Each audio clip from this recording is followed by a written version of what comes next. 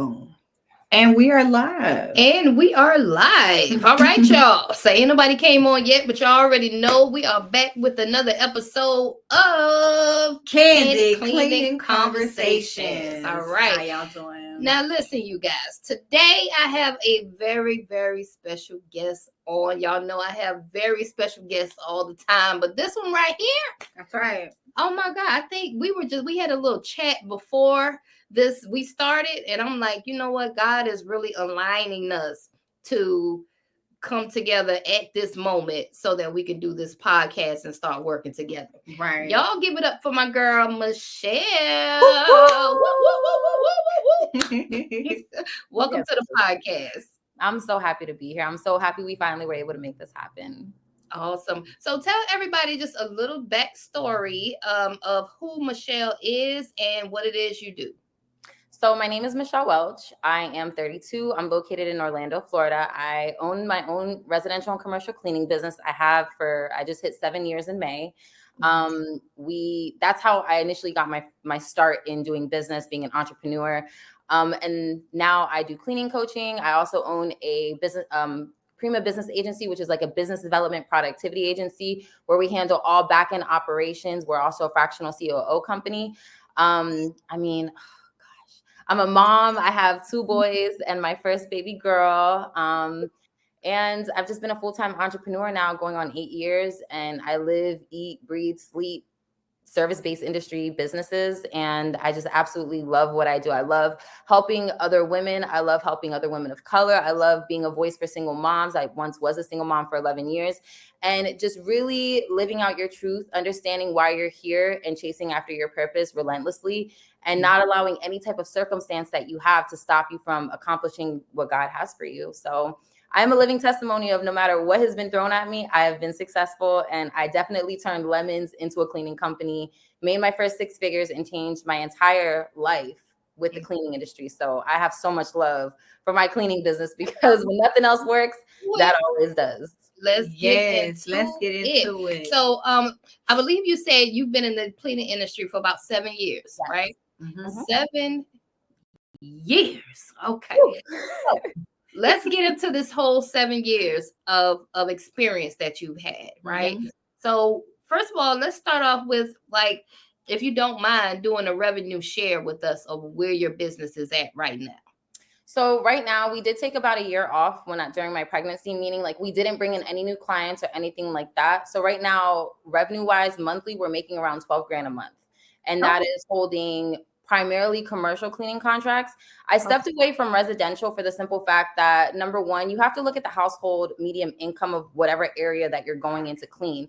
A lot of those people right now, due to the economy, they don't have the extra funds for cleaning services. So I consider our company to be a luxury cleaning service. We're more high end. We deal more with houses that are over 3,800 square feet. So those people, they can afford what's going on. But a lot of people that do want cleaning, that it would benefit them right now, that is not built into their budget. So we kind of like refocused on dealing more with property managers where we could get more of a flow of consistent houses that they needed turn for move in, move out cleanings, as well as more so leaning into commercial cleaning, doing event venue spaces, doing downtown clubs, things of that nature. So we kind of just had to pivot and then on top of that too, keeping employees is probably one of the hardest things that I do. And it's been the hardest thing for the last 7 years. If anyone was to say, like, what is the biggest challenge?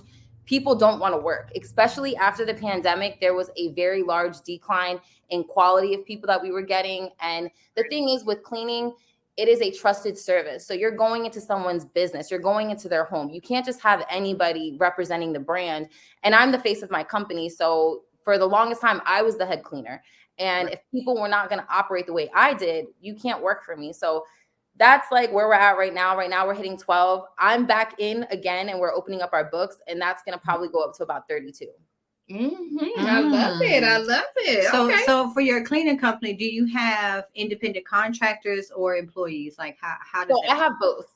We do like kind of like a 50-50 on both. Some people, because what I like to do is, since I'm also a cleaning industry coach, the women that I train or the men that I train, I bring them on to take some of my jobs so that I can show them and I can train them as well so that they can be efficient in their business. So we do a little bit of both. What works out best for us in this season right now is independent contractors, because I am not going to continue to dump money into payroll taxes and all of those things with people that only want a quick paycheck or only going to be around for about a month.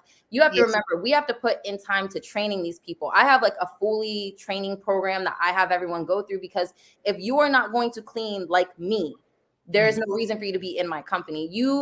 I don't hire people based off of their necessary skill of cleaning. I base it off of who they are as a person. I can teach anybody how to clean the way I clean. I can't teach you how to be a trustworthy person. I can't teach you how to be like honest. So we have to just kind of go with what we have. So I like to kind of bring on the people that I train that come through my programs. And it also gives them an opportunity to start making money in their business immediately. So they already see a return on investment working with me.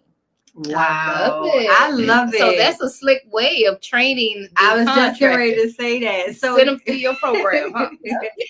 So can you walk us through like the process of which part? When you onboard contractors, like for you to be able to train them and teach them the program, like how does that work? So I onboard everybody the same. I need all your information. I need a copy of your license. I need all that, because I still run a background check on everybody, for the simple fact that someone can sit here and be like, I'm so-and-so, blah, blah, blah, I've done this. No, I need to know who you are down to your core, because you are an exact you're a representation of me and my company. I've been around for 7 years. So, you know, I'm known in my city for being, they call me the queen of clean. So my reputation speaks for itself. And I need people that are going to add up to that reputation. So through the process, I bring them on, they fill out like an employee application and everything. We have to remember the legalities behind hiring a contractor. Obviously, they're not an employee. There's certain things that you can and cannot do, but I still vet everybody the same way. I bring them in, and then what I do is, what I do is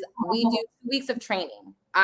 Either they're going to be with me or they'll be with my ops manager that's in the field, and they learn how to do commercial cleanings and they learn how to do residential cleanings. We have a training manual, and I also have like videos and stuff like that they can study and stuff.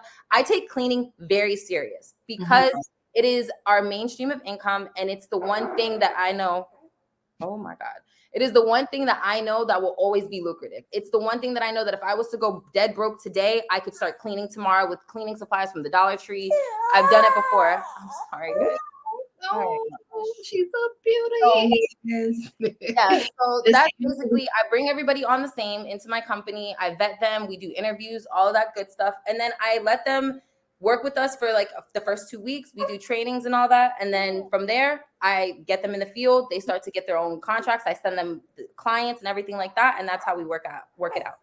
I love it. Okay. So the most famous question of them all is in this industry is, how do you go about finding your clients? Oh, I'm a guerrilla marketer. We don't play about that. So I do very traditional. And I'm glad you asked this question, because most people think, oh, I'm going to post on Instagram. No.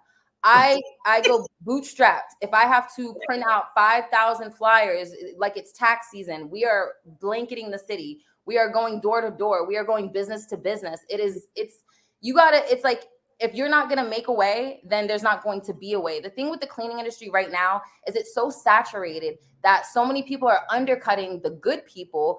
And you're seeing more people like wanting new cleaners more consistently, because after the 30-day threshold, after they get that first check, the quality of the cleanings go down. The quality assurance is no longer there. So it's just, there's so many different things that you have to, be better than the next person. My pricing is, you're not going to beat my pricing, meaning like I charge what we're worth. There's no going down on that. But what you're getting is the guarantee that there's going to be consistency, the guarantee that the job is going to get done on contractually how it's supposed to. So it's, are you willing to, put the heels on, put the makeup on, go to the businesses and say, here, here's our pamphlet. Like, one thing that we do, because we're also in South Florida. So we have Orlando, Central Florida, that's locked down. And we also have a location in South Florida. What we do is we pick a niche. Let's say last year we decided to go for all of the banks, all the financial institutions.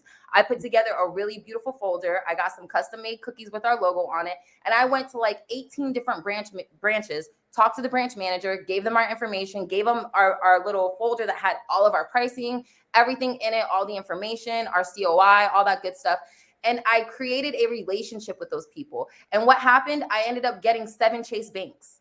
One bank, 7. So it's just, you have to be willing to do the work. You have to. So you got some custom made cookies, girl. Girl, yes, I don't play.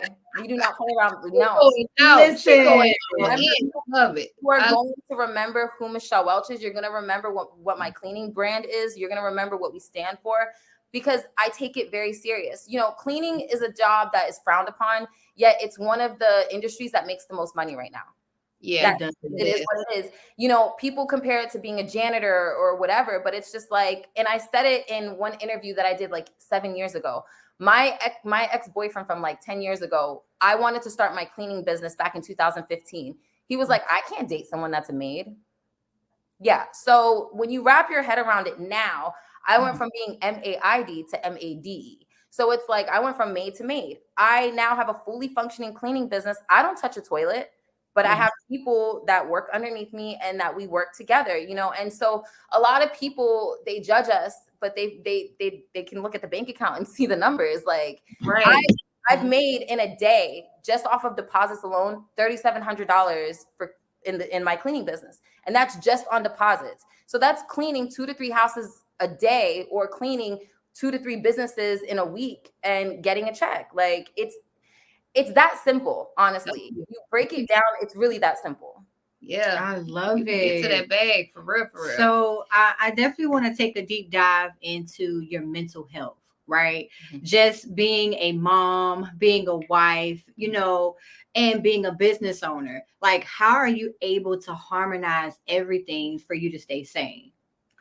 So we like to talk about work-life balance, and I want to be so transparent. It doesn't exist. It just doesn't. Right. You have to understand that in any time you're juggling such heavy things, something is going to lack. And it's really important for me to understand that if just because something is lacking doesn't mean it's failing. Just because something may be moving a little bit slower doesn't mean that it's not working.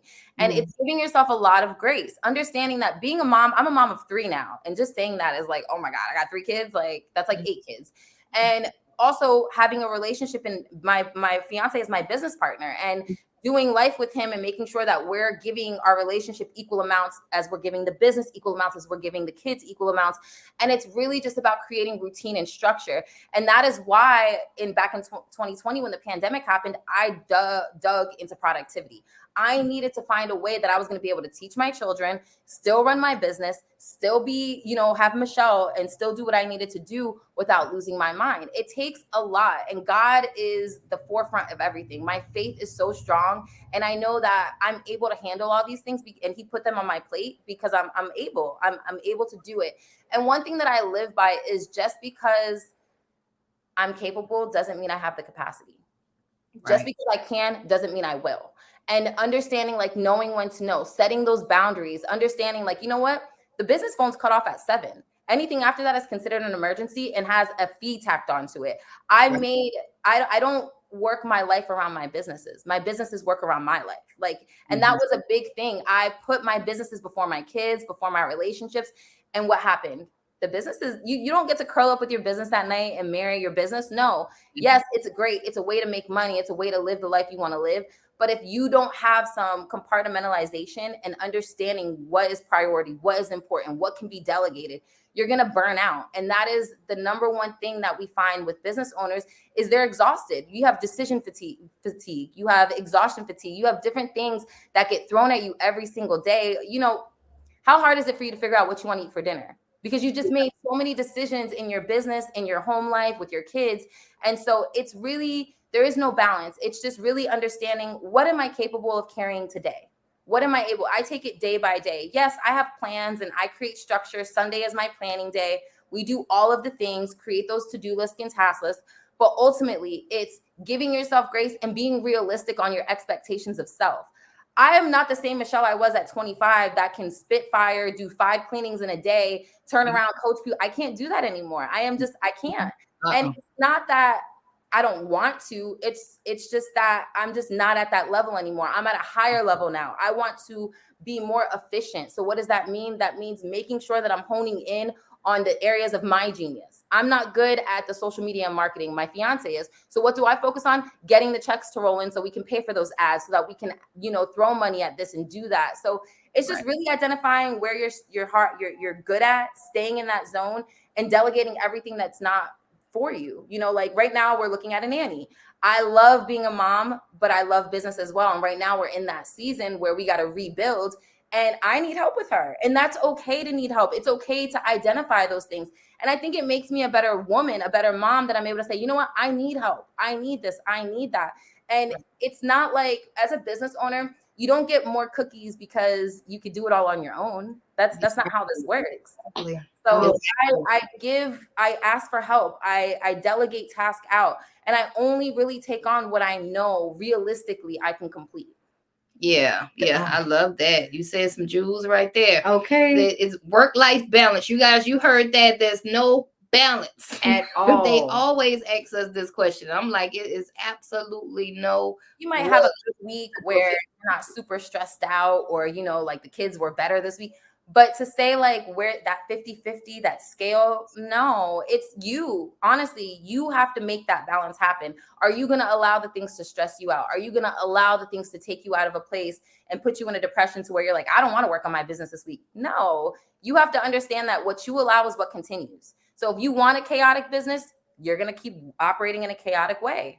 Mm-hmm. Wow. So what made you get into the coaching space? You know, a lot of people are like, listen, you know, I could just make this cleaning business money and I could keep this money to myself. Yeah. You know, why would I ain't got time to grow my business and everybody else's business. Right. So I think it comes from my background. So I'm a second generation entrepreneur. My parents owned cleaning business and a daycare for over 20 years. And so I was always in the business space. So I've always been very articulate when it came to business. I have very good business acumen. And when I started my cleaning business after like year 2, because my biggest thing with the cleaning business was I wanted to grow with knowledge, meaning like every Tuesday I did Tip Tuesday for my cleaning business. And I would get on Facebook Live every single Tuesday. I did it for like 57 weeks straight. And I would just give knowledge. I would just teach people how to properly clean their house. So I started getting like people to hit me up in my DMs. Oh, can you help me open my cleaning business? And at first I was like, sure. Like, you're not me. You can't do what I do. So, you know, what would it hurt for me to give you some information so you can make some more money for yourself? And it just kind of like evolved from there. Then people started hitting me up about other businesses. And then I'm somebody that like, I love to just try whatever. So I've had a tax office. I've had a catering company. I've had a hair care company. I've done so much.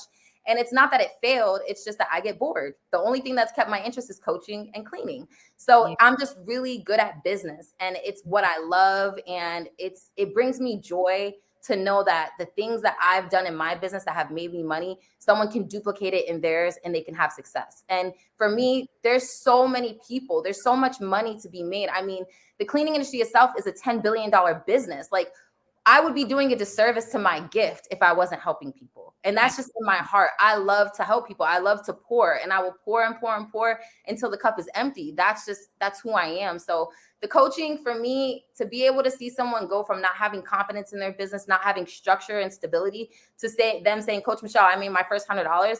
That for me is so much fulfillment. Yes, I love it. It means so much more when this is something that you love. We have so many people that jump into this space and they're just after the transaction. They're not about the transformation of anybody. Yeah. And I really feel like you can really understand and be able to decipher who's in it for real. And we can tell that you're in it for real. Just everything that you're saying, you're in it for real. Yes. But with everything being said, like, as being a coach to like a lot of entrepreneurs, I know that they are confused because of YouTube University, because they're hearing this person say this, they're hearing that person say that, and then they get confused on how fast this can take off, because they're thinking that this is a microwave quick fix and we're going to be rich tomorrow. But can you just go into your transition of from when you first got started to where you're at right now? Yes. So when I got started in 2017, I had Trevor, which is my middle son. He's 7 now. I had him in April. I started my cleaning business. I had him April 4th. I started my cleaning business May 12th. By July, I got my first commercial contract. By July 14th, I quit my corporate job, and I went straight, went ham. In my first 90 days, I made $17,000 cleaning. Now, the reason why that happened that way was because my foot was on everybody's neck. I was not playing. It was either who these bills got to get paid. These kids got to get taken care of. Like it was sink or swim. And most people don't have that dog in them. Like they don't have that, like, I'm going to make it happen. And they need that motivating factor. I don't need to be motivated. I don't need someone to speak life into me. I know that I got things to take care of and there's things that need to be done. So I'm going to get up and do the work. A lot of people don't have that. So the transition was for a year, I cleaned houses, toilet, whatever I needed to do. I built myself. I built the understanding of the business. I built how I wanted each toilet to be clean. Like people used to make fun of me and be like, you get so deep into it. Yeah, because it's that serious.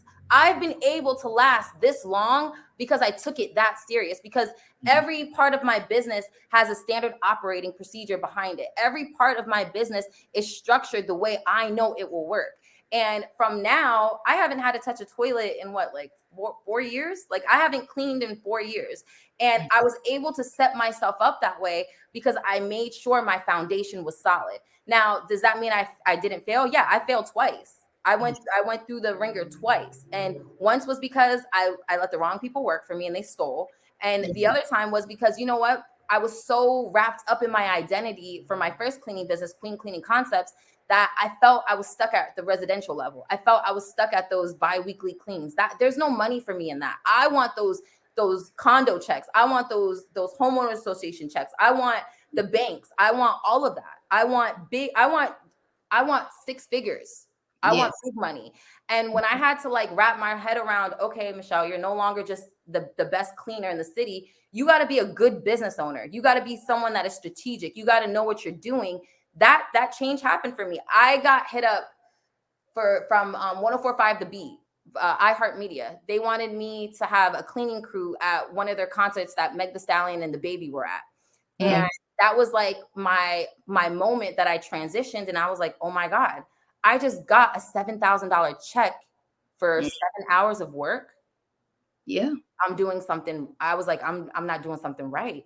And that's when I was like, oh, this is what commercial feels like. So when I started to see the difference in transactions, I was like, okay, I flipped it. I rebranded Welch Enterprise Services, and I got all of the cleaning contracts in the city. I was doing all the event venue spaces. We were doing all of like the outside events for the fireworks and all those things, dinner and blanc, all that stuff.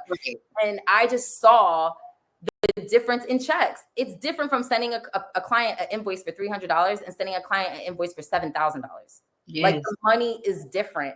And when you start to realize how to price properly, how to structure properly, my profit margins, if I'm not making at least 60%, I'm not doing the job, because I'm at that point now where I'm like, listen, I know what kind of money I want to make. I know for me, for my business, what's worth it and what's not worth it. And so at the end of the day, I pay my people well, because I want you to stay with me. I want you to grow with my company. Even if that means in a couple months, you're going to do your own thing, whatever time you have with me, I want it to be most valuable for both of us. So that was the transition. I went from residential, I dabbled into commercial. When I got that wake up call, I was like, oh, no. We're going full commercial. I went full commercial for like 2 years, and we held over 250 contracts. Like in my duration of my cleaning business, I've touched over 250 contracts. We've done over 4,500 cleanings. So it's just like I perfected the process. And that's where I'm at now, to where I shut my cleaning company down, and shut it down, meaning I didn't accept new clients for a year. And we're about to reopen on Monday for new clients.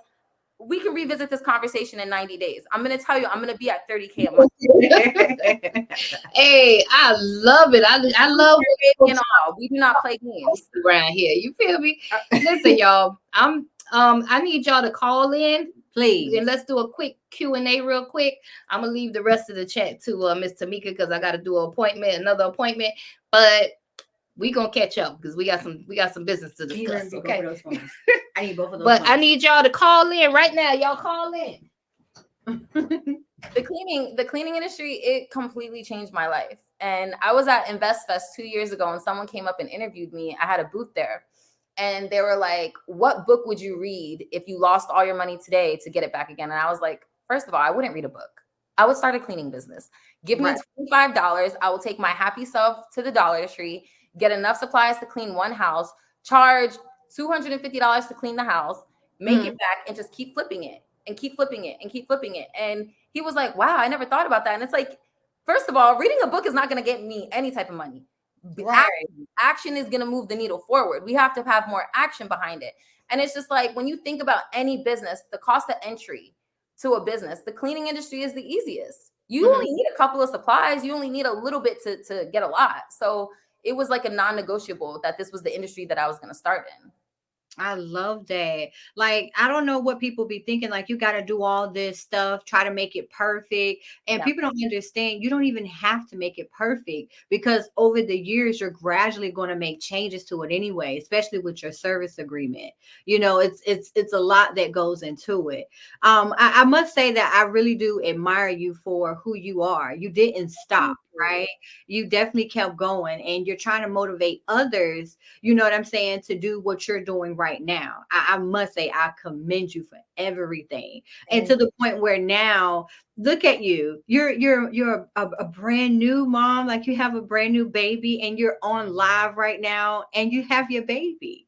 You understand? Like, a lot of people be like, well, I can't do it because I have to take care of this. But you're like, you know what? I don't really care. I got to do it. But we're going to work through it, because with life, even no matter what, life, death happens in business. And what we have to remember is, are we still there? Yeah, we're still there. I think it kind of froze up a little bit. So what we have to remember is, regardless of what we go through, things still have to happen. You know, yeah, I had a baby, but I still have a business to run. My grandmother passed away 2 years ago, and people still needed their houses clean. People still needed their businesses clean. So it was just one of those things where it's like, no matter what happens, you have to show up. And they're showing, for me, healing isn't showing up. I heal as I show up. So it's like, it's completely different. Like, my reason behind it all is just completely different when it comes to business. Yeah, the money is good. However, the connections are better. The relationships are better. The things that I'm able to do is just all better. Right. I'm trying to fix this, girl. I don't know. I'm like, why is it still paused like? Girl. Okay. Let's see. Y'all, excuse the technical difficulties. Can you still hear me? Yeah, I can hear you. Can you hear me? Yeah, it's just the screen. The screen is out. Do we need to like refresh it, or will that shut us off? Yeah, just go out and come back in. Okay. I can edit all this out. That'll be fine. I can take. Hold on, I'm gonna come out and go back in. Okay. Oh, we got somebody calling in. Let's see who this is. All right, y'all. Y'all bear with us for a few moments. We're trying to get everything put together. You know, technology. Technology always be giving somebody issues. But anywho, y'all, I need for y'all to call us in, okay? So y'all can ask questions if you want to talk, go over anything. We got some cleaning business coaches on live, so you guys can ask as many questions as you need to. Let me see if this was somebody that was trying to call in. Bang, bang. Let's see, recent. All right, y'all.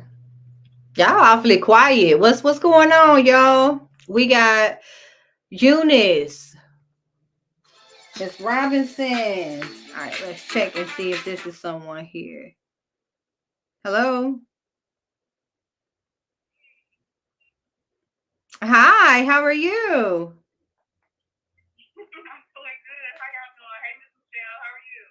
Oh, she got to come back. She got to come back to the call, girl. We had to end. Her camera was going out, but she's on the way back. Okay, I just told her to go out and come back in, because I don't know what happened, but the screen just froze for a minute.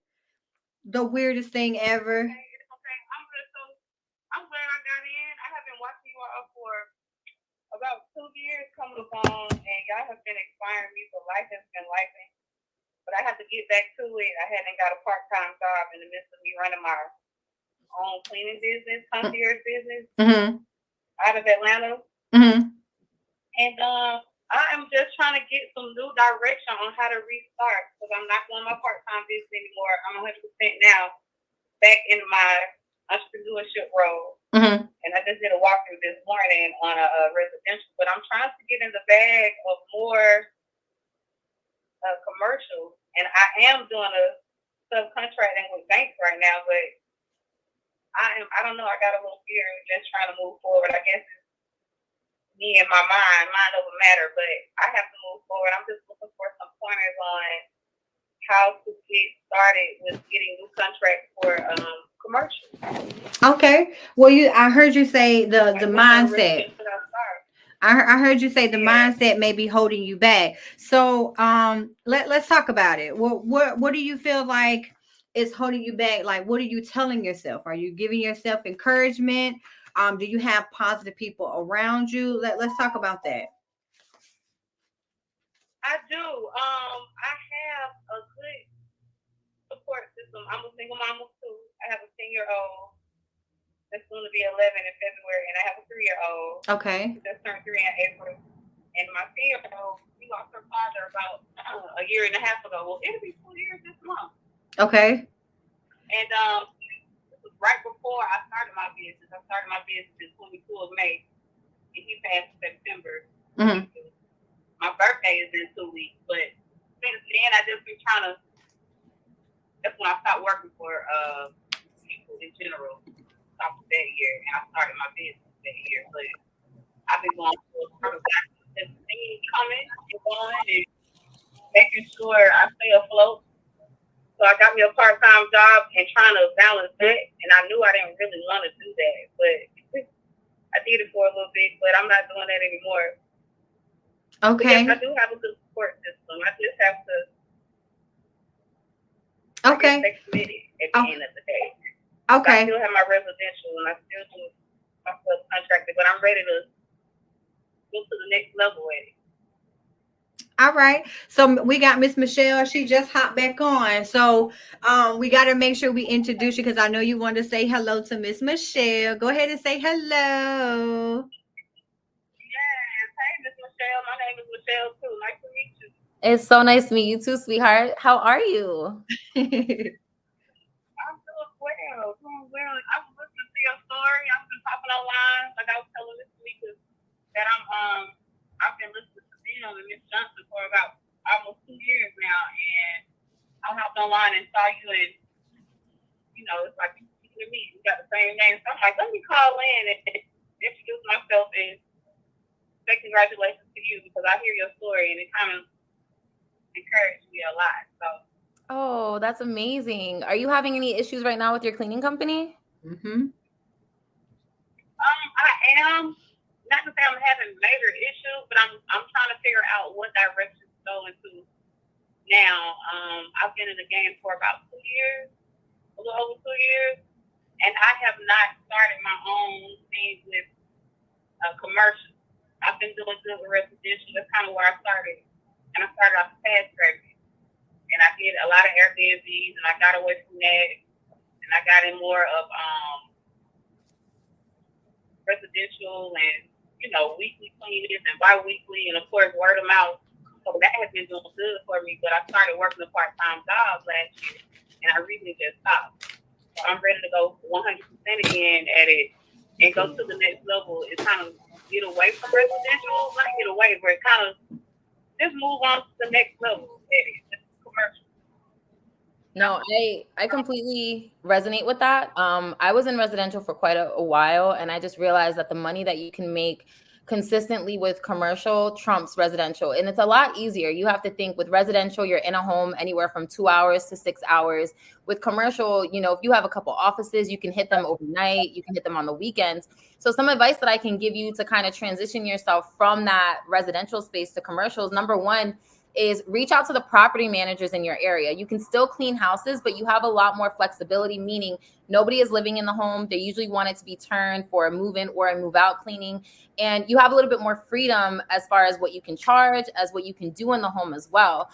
So when you reach out to those property managers, you can put like a punch list together of things that you typically handle: baseboards, Venetian blinds, walls, all those good things, and let them know, hey, if you can give me 5 to 10 cleanings in 2 weeks or in a month, I can give you this type of pricing, or I can start off at this, type of pricing for you. So that was one thing that I did. Now, the second thing, when I got into commercial, I chose one niche. I went one niche at a time. And, like I had said earlier, in my South Florida division, I wanted to take over all the financial institutions. So what I did was I put like together a nice little folder that had all the information in it, all the good things, got some custom made cookies, and I went and spoke to people directly because I wanted the top of chain command. I didn't want to go to Karen that's at the front desk. I want to know who the manager is. I want to know the person that makes the decisions.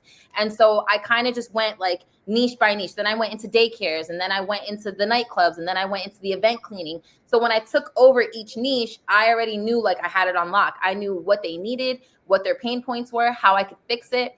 And I just led with that. And I consistently was in their face. The fortune is so much in the follow-up. When you reach out to someone, the thing is with the cleaning business, that's not top of mind for a lot of businesses because that's not like their number one concern. They want to make sure the revenue is coming and they want to make sure their customers are happy. Cleaning is a really important thing. So what I always brought to the forefront was, listen, this is not a luxury. This is a necessity for your business. This is what it can do. It can build your rapport with your employees. When we got into call centers, that was a really big thing. A lot of the employees were complaining that the call centers were dirty and like the bathrooms weren't cleaned enough and the break rooms were bad.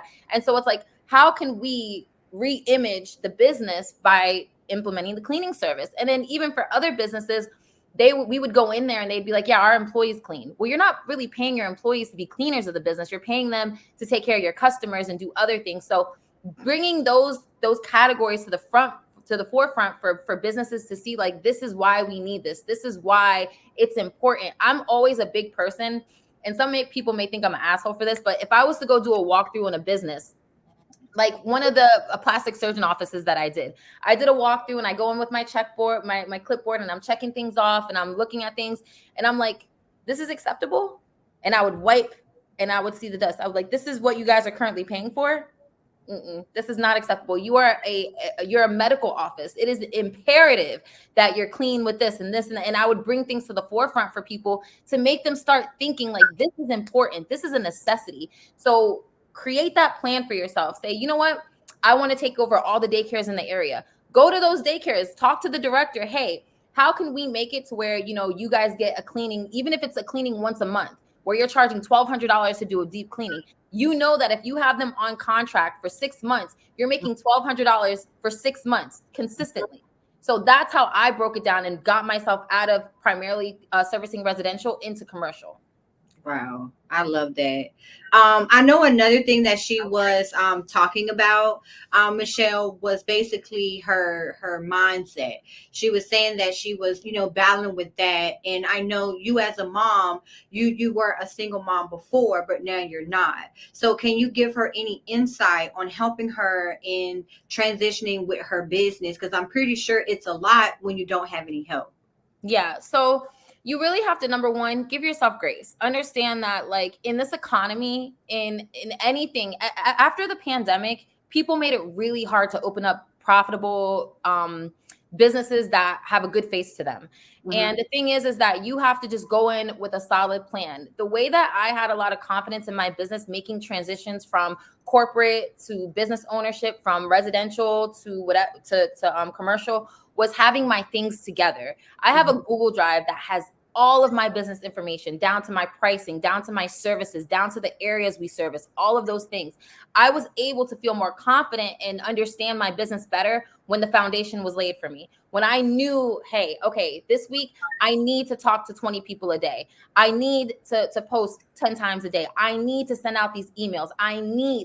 When you make things non-negotiable. And now when you're doing that, you have to be realistic in your approach. If you are just now transitioning, give yourself tons of grace, because you're basically rewiring yourself to pick up the things that you need to start implementing the things you need to. So having a solid plan. I'm very big on brain dumping, getting everything out on a piece of paper that you need to do for your business, and then creating priority around that. So, hey, what's important this week? Making sure our pricing is good, making sure our services are good, so that when people are coming to us, because we're going to start, promoting more, we sound confident in our offer. Hey, how much is a 3-2 cleaning standard? $250 off the top.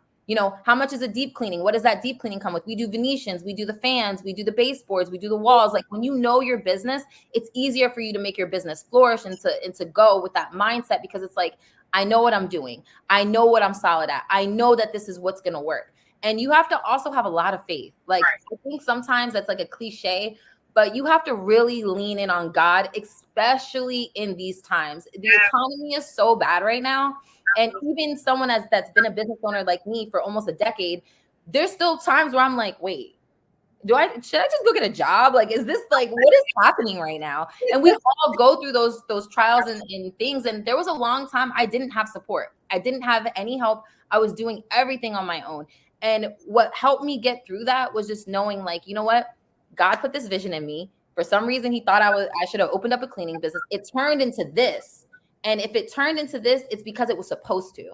And I just move forward and I don't give up. Like, and all these answers are cliche, but it's the truth. I don't give up. I have that dog in me. Like, I have kids, I have bills to pay, I have things to do. I have a life that I want to live, that I want to give my children. And because of that, that is what allows me to like stay out of the funk. And not only that, I work out. Like, I go to the gym daily because that helps me get my mind right. If I don't get to the gym, I go on a walk with my daughter. Like, there's certain things, I make sure the things that I'm feeding myself, I'm eating healthy, because you got to eat for the days that you want to have. You can't expect to be productive and you've had, a huge IHOP breakfast, you're eating, barbecue for lunch, you got a steak for dinner.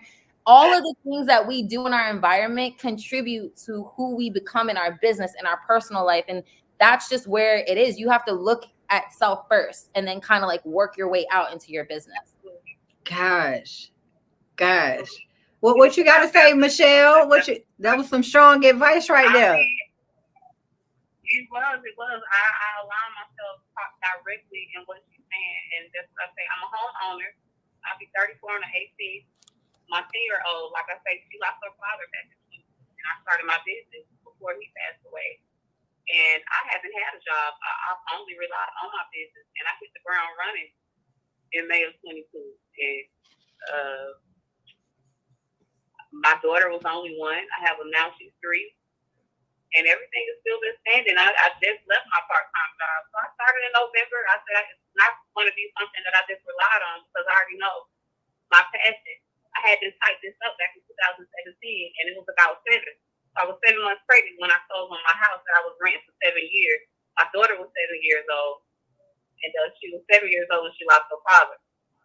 And I closed on my house March 7th. Wow. We just need to take a second to Michelle, you're amazing. Like, just to be able to keep yourself afloat in this economy and to not have to depend on anything and to be successful and to be a homeowner on top of that and to be an amazing mom, like, please give yourself all the kudos. I don't think we give ourselves enough credit because sometimes it's like we hear our own story and we're like, oh, I've been through it. No. You are doing amazing. The fact that you don't really need a job and your business is providing, that is a blessing in itself. Like, so much of a blessing. Yeah. So, I thank God every day. Everything that I do, and everybody that knows me, they know one thing about me. I'm going to pray, and I'm going to pray for whoever is needing. If they're around me, if they let me pray for them, I just started kind of doing that because I'm like, why would everybody come to me? Everybody knows what I've been through. It's been something that the public. Your journey is going to be a part of your testimony. Yep. And I think a lot of people get it construed where they're looking at just the destination. It's not about the destination. It's about the journey that it takes you to get to that destination, because then you have to educate other people of what you've been through. Because I did not think about the homeless people. A lot of people feel like, well, the homeless people are choosing to be homeless. A lot of them are like that because for a reason, because they have to start somewhere, right? And then they have to transition over and tell other people what I've been through. And if it wasn't for God's mercy, then I wouldn't have transitioned to this. Exactly. And I honestly feel like God, in certain circumstances, he doesn't change the situation, because if he changed the situation, then you wouldn't change. There's something that needs to happen within you, something that you learn to be able to have the situation to change. So I like I told Miss Michelle, listen, Michelle, on the phone, you like she said, you have to give yourself grace. You have to give yourself grace, because there is no manual written for everything that you're going through. You just have to take it by stride and be like, you know what, God, I got you. What else you got for me? Because I'm going to fight it because I got this. I'm here for the ride. Yeah. I'm here for the ride. I've surrendered. He's been carrying me through, me and my girls. You know, both of them are now in private school. Okay. You know, I have to get by school or, you know, so. Okay. One thing that sits on my spirit is that, like, I used to always pray for clarity. I used to always pray to God, give me clarity on this, give me clarity on that. And it was more so I needed to change my prayer for God to give me the courage to step into the person he wants me to be to accomplish what's happening in front of me. And when I stopped praying for clarity and I started praying for God to just like give me the courage to be, you know, resilient, give me the courage to just be abundant in all that you have for me. And it changed my whole perspective on everything. It's not about the destination. Yes, the money is great, being able to take care of yourself. It's who you become in the process. Me looking back at myself when I started at 25, I'm 32, I'm a whole different woman. And I'm so grateful for, you know, the things that I went through in business. It helped me develop who I am, my character, like all of those things that no one will ever be able to take away from me. And to be who I am now and to like look back, I would love to give the old Michelle a hug. Like I would love to just like love on her and see her through, because it's just like, I never thought I was going to be in this position. I was a single mom for 11 years. I started my business because I had to use my oldest son's piggy bank to buy my youngest son diapers. And I said, absolutely not. This is not the life God had for me. And it damn sure wasn't, because look at where I'm at now. And it's just like, you have to understand that everything he puts in front of us is to grow who we are. It's to fix something. It's to heal something. It's to grow something. It's to teach something. Yes. And you got to stand in that. And even if your testimony is to not teach other people, but people see you as a light. They see you as a person that, you know what, she went through all of that and she's still standing. There's an anointing on your life. There is something about you. And I say it all the time, I'm God's favorite. I'm his favorite. Why? Because I've been through hell and I never got burnt. And now I can sit back and say, you know what? I understand why I went through it. I'm not happy I went through it, because why did I have to be the poster child of healing for everybody? But you know what? There's a reason. And I'm so grateful that God used my voice. Like, it's like one of those moments, like, you chose me? Like, out of everybody? Like, okay, cool. Girl, listen, we can preach all day, every day. Like it's just like, come on in the room, like some love, like, come on. So much good appreciation. I don't think a lot of people give notification to God as much as they should, because I think that it's controversy and it's political, like it's just so much. But you just gotta be thankful that he definitely knows your name. I don't care, like whatever else is going on in the world, he knows who you are. Think about it. When you were in your mom's womb, he knew who you were going to become the moment you were created. But it was up to you to be able to listen, you know? Yep, exactly. I mean, it was just up to you to actually listen to him and follow throughout the transition that he's going to take you through. I feel like you got it, girl. You just need some sisters like us to keep us, keep you motivated. You'll be all right. If you have an Instagram, my handle is right here. If you send me a DM, I'll send you some information for you to get started working with property managers and some like templates for getting into the commercial space. Whatever I can do to help you, like reach out. If you reach out to me, I'll give you as much information as you need. There you go. Yes, ma'am. Okay, so what's her ID? It's on her. It's on. If you see it on the screen, if you want a screenshot, I don't know if you're driving or not, but it's at I am Michelle Welch on Instagram. You got it. Yeah, it's I am MICHELL WELCH. Okay. Don't forget now. Okay, we really do appreciate you for calling in. As soon as I get out the car. Okay. All right. I look forward to it. Encourage me. Absolutely. Mine is gonna have a bed. It's gonna say top tier cleaning. Okay. That's my business page. So as soon as I get out the car and get up from behind this wheel, I'm going to message you, because I appreciate it. Perfect. I look forward to helping you, my love. I needed this today. Absolutely. Well, thank you so much for calling in again, and we hope that you have a beautiful rest of the day, okay? Thank y'all too. And please give Ms. Johnson my love. Tell her I appreciate all the knowledge and everything that y'all have been giving up. I've been giving it. And next year I'm going to be at that conference. So yes, ma'am. I'll definitely let her know. And she's okay. somewhere watching somewhere. Okay, I guarantee you that. Thank you, Miss Michelle, and I'll do You're that. welcome, sweetheart. I'll talk to you soon. All right, girls. So look, we got so many questions. Okay, let's see who else we got. I'm trying to get to the questions in the comments. Hello. Oh my gosh, I didn't even notice that there was a comment section. I just clicked on it and all these comments came up. I'm so sorry. Girl, listen, it's so many. Oh my gosh. So, okay. All right. So I'm going to go back to the question that was here. Someone said, love this. Oh, this is Mika. Okay. So this is Tamika. It said, love this, Michelle. What type of information do you have in your portfolios for financial offices? Okay, so one thing that I have is our certificate of insurance, just to show them that we do have liability, we're bonded and insured. Number 2 is I have a list of the services that we could potentially offer them in the office, whether that's like at an app cost rate, meaning like, hey, if you get like our standard cleaning package for the bank or whatever, that includes trash removal, bathroom cleaning, break room cleaning, we can start that off at $450 and it lists like all the things out. And then we have a list of all of our a la carte items that you can add on. And then I also have a list of people that we work with currently, so that if they need to reference it or anything like that, I'll put like the business logo on there and I'll put like the manager that I work with specifically.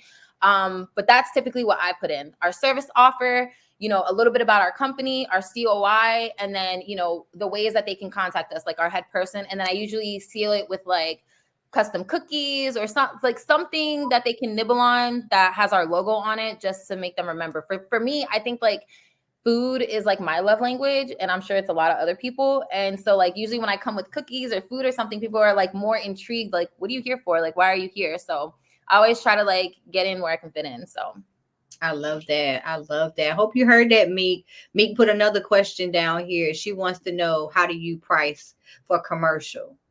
So with commercial pricing, you can either do it one of two ways. And I always kind of do it depending on niche.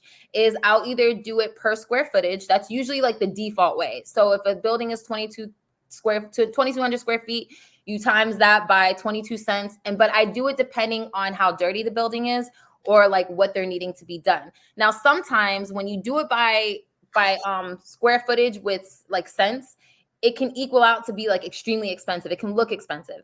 That's where you're able to then kind of like feel it out with whoever you're working with or doing the walkthrough with, and see like, do you have a budget? Like, what are you guys trying to spend? And kind of like go from there. But typically with commercial spaces, I do everything by square footage. So it's 18 cents a square foot or whatever the case may be. If they're wanting like more to stay in a budget, then I'm like, hey, what's your budget? And then if I can meet their budget, I'll create a customized cleaning plan based off of what we can do with the budget that's given. I don't like turning down commercial money. However, like I said, I like to stay over that 60% threshold of profit. So it really has to make sense for me to kind of like go under that. So I love that. So while we're on this subject, a lot of commercial clients, they kind of like try to fight with us when it comes to service agreements. Have you ever had an issue with your commercial clients trying to, not sign a service agreement? No, because I don't play because the thing is, when you get into commercial, the liability is a lot higher, and I need a contract in place because number one, not only do I have a contract based on the services being provided, I also have clauses in there for my employees. So if someone disrespects my employees or someone talks out of line to them, the contract is null and void, and you still have a balance due. You have to pay the remainder of the contract out. So I'm very keen on contracts for the simple fact that it protects me, but it also protects you. And if you don't want to sign a contract, to me, that's a red flag. Because why? Why are we not signing a contract? And sometimes people will be like, oh, I had this experience with these people. And I'm just like, okay, but that has nothing to do with me. And if you don't want to, operate business how business is supposed to be operated, then we're just not the company for you. Like all money is not good money. And I've understood that. And I've sat with that for a very long time. So now I don't play games. Like first conversations we're having are like, what type of contractual agreement are you looking for? With commercial, the limited, like the smallest contract you can do is 6 months. If they want to do month to month, the price goes higher because I need guaranteed money. I don't need like, oh, we need you this month, we need you that. No, I need to know that for the next 6 months, I am getting a check on the first for $2,700 for the next 6 months. I need to know what that looks like. Right. Right. I totally agree with that. So when it comes to like, bidding on commercial accounts or any accounts that you have, I know it has been like a debate just online right now. Just how, when you're bidding on your accounts, are you including like the taxes, the overheads? Like how is that incorporated within your pricing? So when I do pricing, it's like staff costs, overhead costs, supply costs, like all those fees have to be added in, because it's like, you can't know what your profit margin is going to be if you're not calculating everything that has to go into it. I'm talking even the smallest of things, your admin fees or whatever that looks like. And it can seem like a little pretentious because it's just like, why am I adding all these things in? But it's just the same way, like, you're not going to, if you have a corporate job and they're sending you to go do a training down south, you're going to want to get paid for your mileage, for your gas, for your time. Like all those things are important. So it's the same with the cleaning business. I am not a cleaner in my company, so I don't get like a cleaning paycheck. So I need to make sure that everything is accounted for, to the gas, to the miles, to the employee costs, like all of that stuff gets factored in, especially when you're bidding, because most people are going to undercut for bids. That's just how it works. They see, okay, if the bid is at someone's doing 10,000, someone else is going to go to 9,200. I can't afford to do that, because at the end of the day, I have a certain way that I like to make sure everyone is paid. I like to make sure, I don't like to go into the negative taking on a commercial client. Like I will never do that, for the simple fact that it's like, you can't take money from one job to cover another job. Like that's bad business, because at the end of the day, like you're the person that has to make sure the paychecks are signed, the supplies are coming in, the jobs are still there, like all that stuff matters. So if you don't factor it in, you're going to come short somewhere, and then you're going to have to grab it from somewhere else. And that's just like, you can't commingle funds. You got to keep everything separate and where it needs to be, so that you understand what's being paid out. Absolutely. Girl, where have you been at? Michelle, listen, I'm so glad that you have come out again. Like it, oh my gosh. It's like what's the movie called? How Stella Got Her Groove Back? Yes, that's how I'm feeling. Girl, I am so happy that you are back. It's because people need our help. They need our help to understand everything that it's more like peeling back the layers of an onion. There's so many levels to this, just within entrepreneurship and business, because you want to make sure you're doing the right thing, especially when it comes to pricing. And we have talked to so many people just not knowing their numbers. How important is it to know your numbers, Michelle? Like, how important is it? It's the lifeline of your business. I know that it comes from like financial trauma, when you don't want to know like what's in your bank account, when you don't want to like open your bills. Like those are factors that, when you come from poverty, or when you come from not having good money management skills or anything, the numbers to your business is the lifeline of your business. It's to understand, January we made this month, in February we dropped down to this, in March we went back up. You're able to understand the analytics of your business. If I'm working with someone and you're not being transparent about how much money you're making or not making, how am I supposed to properly help you? How are you as a business owner supposed to know where your business needs help, where it's lacking, where it's doing well, if you don't know the numbers? How are you supposed to know if residential is beneficial for you if you're not documenting it and knowing like, hey, this is the lifetime that I have with this customer. This is how much this customer has spent. Like the numbers is what makes the business. And it can be intimidating. I understand that. But it's better to know than to not know and be stuck and confused on which way do I have to go with it? What am I supposed to do here? Or what am I supposed to do there? The number one thing you need to know is how your business operates. How does it operate? By knowing what money is coming in and what money is going out. Huge gem. And I tell people all the time, because it's very important to know your numbers, what's coming in and what's going out within the day. You guys, like, if y'all not trying to call in, listen, you got a problem if you're not trying to call in. Y'all go ahead and give us a call in so we can have your questions answered. I got the phone right here. I'm waiting for you guys. Where you at? Y'all quiet. Someone asked a question. They said, I want to do an a la carte cleaning list to help senior citizens who are unable to do it for themselves in independent living apartments. Is this something you can help me on? Let's see. Yeah, so if that's a particular service that you want to offer, that's like niching down and saying, hey, I'm going to create a list. Like, hey, we're going to go through to the leasing office of like a not old people home. That sounds mean. Like a senior living home center place. Better word, yeah. You're going to offer, hey, we can clean the unit for $150 because a lot of those people are on a fixed income. We can do a deep cleaning once a month for $200, or we can come, for $75 a week, and we'll do the bathroom, we'll do the kitchen, we'll, make your bed up, we'll put your laundry away. Like, you can create those things, but you have to remember that when you're working with senior citizens, they're usually on a fixed income. So depending on, where you're searching for these people at, if you're going directly to like a 55 and above community is different than going to a senior living center. So you just have to be mindful that if you're going to take the time and invest the sweat equity, that you're going to get a return on it, because it may not be super beneficial, because once again, they have a cap on income. So, but if you do need help, yes, I could help you with that. Awesome. Y'all, she dropping gems in here. What's up, y'all? I need for y'all to call in if you want to talk to her, okay? Well, if you ain't, then I'm going to keep talking, okay? All right, so Michelle, like, just, breaking everything down, understanding the SOPs and, your pricing. What systems would you recommend? What system are you actually using right now? So I'm very big. Currently I use HoneyBook. HoneyBook to process my invoices and keep everything like a CRM, customer relationship management system. And I also use Jobber, or I'm not sure how you pronounce it. Yeah. So that's what we use for the cleaning business. I'm heavy. I'm kind of traditional into Google Drive. All of my business back end, all the information is there. And HoneyBook is our CRM. So that's where like our templates, our invoices, all that stuff goes through for our larger clients. And then we have Jobber to kind of like do the more residential side of things. But I keep it very simple. The thing is simplicity is what allows the business to grow. When you have things like automated and you have things simple, you don't have tons of different things that you're having to like go into. You don't have tons of different things that you're dipping and dabbing into.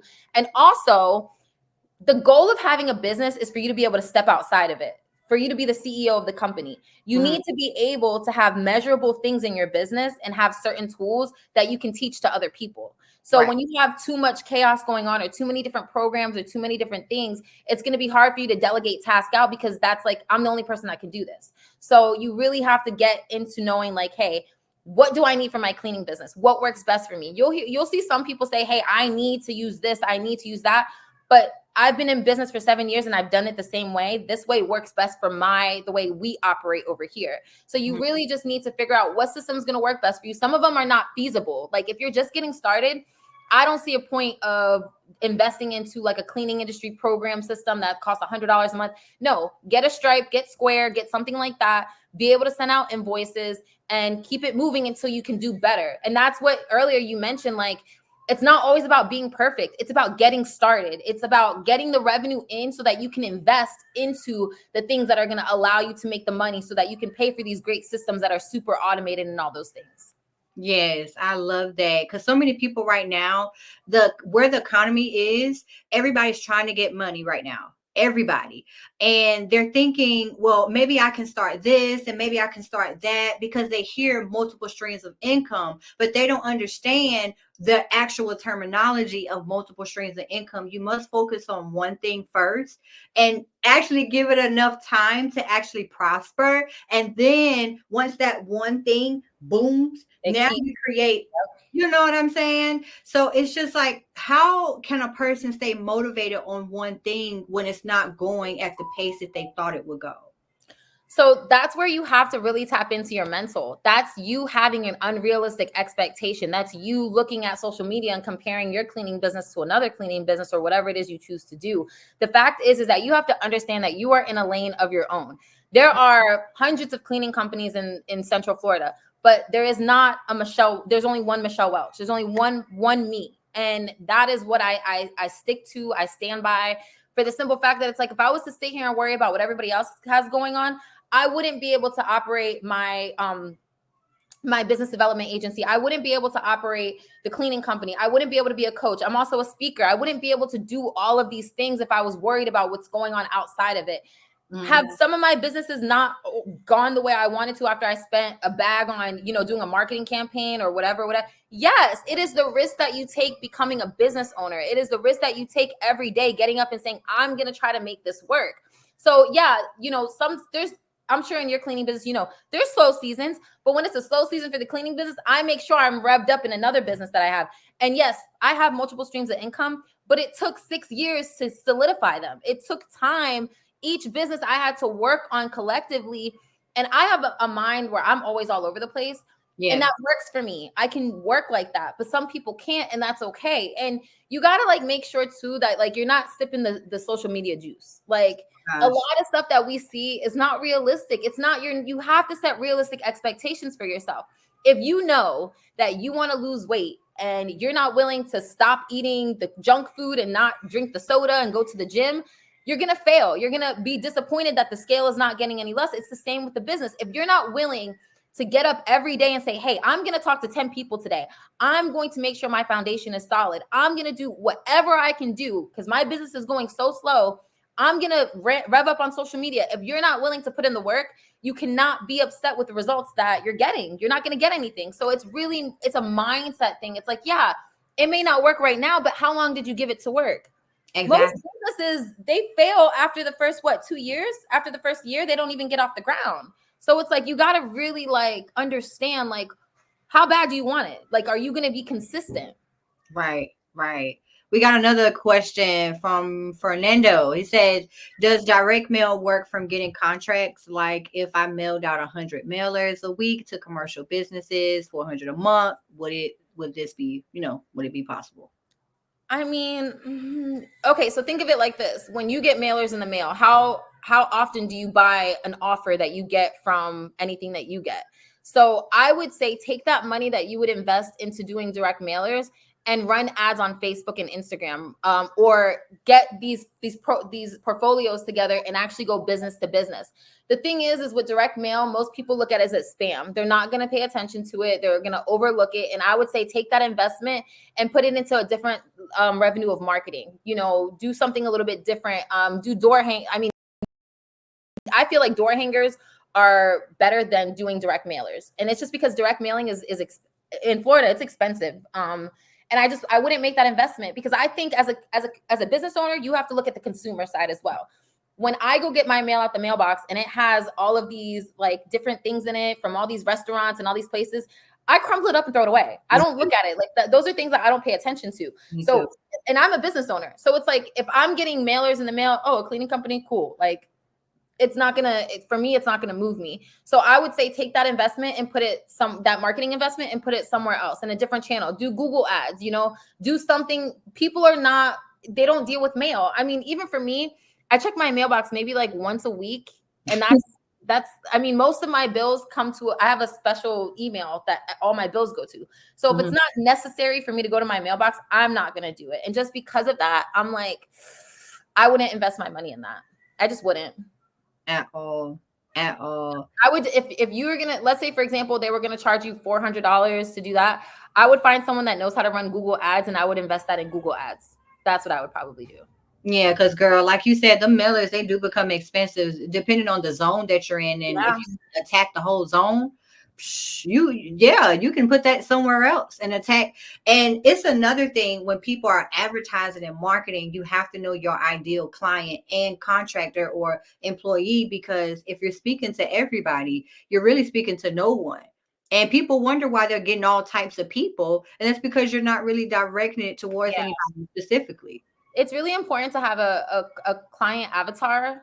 Like, what does your ideal client look like? And for me, it's someone that's consistent. It's a business that's making a certain amount of money. Because remember, when you look at the demographic of the area that you're going into, like, I'm not going to go into an area looking for commercial contracts in a demographic area that the household income is $35,000. Because you're going to see why. Like, you're going to see the type of people, you're going to see the type of environment, you're going to see that there's not going to be much investment going into that area. So you try to go more for like someplace that's in like the 60 to 80,000 range of household income, even for the commercial spaces around the area, because those are going to be the businesses that are thriving, that may have the money to, be able to afford a commercial cleaning company consistently. So all these things are factors, even in the residential world. I go by zip codes. And in those zip codes, I want to know what is the highest medium income of the household. I want to know how much the households are making, because that's going to be, for me, I'm going to know how much money should I invest into marketing in those areas. If the income is over 60,000, they may be able to afford a residential cleaner. They may be able to afford the services. So you really have to know who you want to service, what you want to service, how you're going to service it, because all of those things are imperative for the lifeline of your business. Whether you're going to be in a certain service area for a certain amount of time, meaning, are you going to start off in residential and then within 6 months bleed into commercial, like whatever that looks like. And that's why it's important to have your foundation, to have a business plan. It's like so elementary, but having a business plan is like having the Google Maps to how you're going to structure everything, knowing how much money you want to make. All of those things are really important. Absolutely. Y'all, like, come on. She dropping so many gems. I'm surprised the phone isn't ringing off the hook to talk to her. Okay. Now I do have Miss Lisa.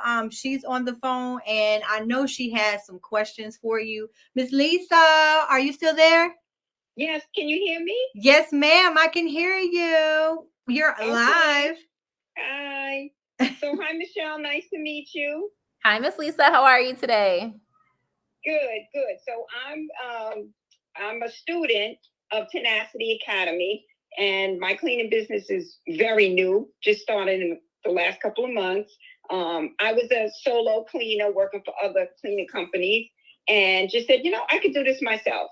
So I found Tenacity, and I'm moving ahead a little slow because I struggle with the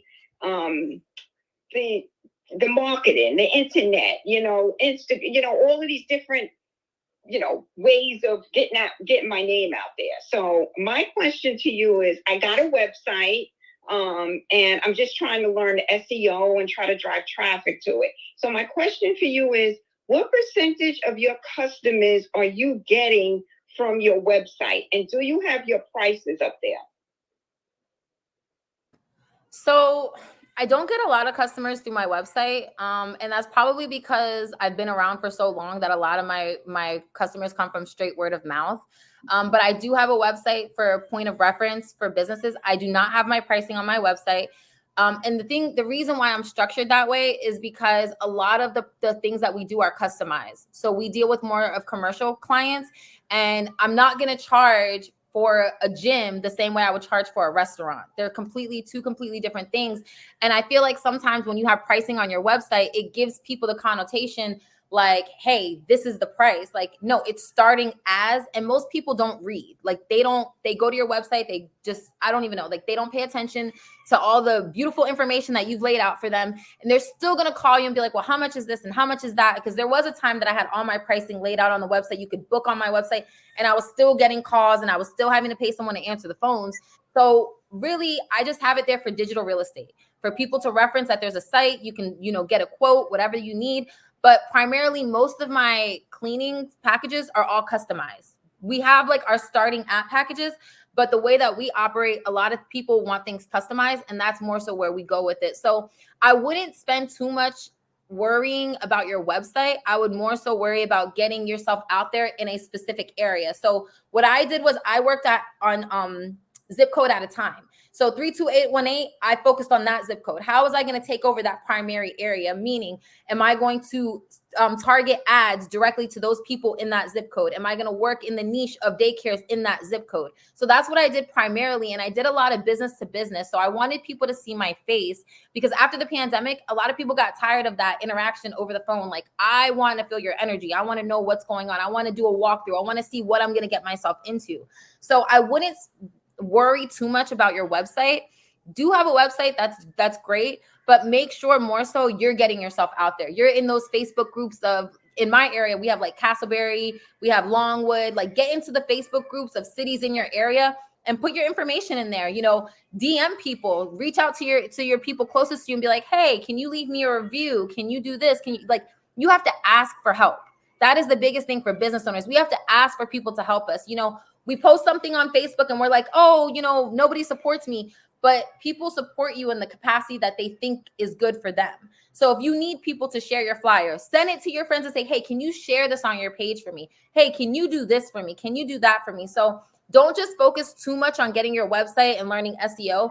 More so, get ready to like bootstrap to the ground and network, connect in your city, go on Eventbrite and see when they're having networking mixers.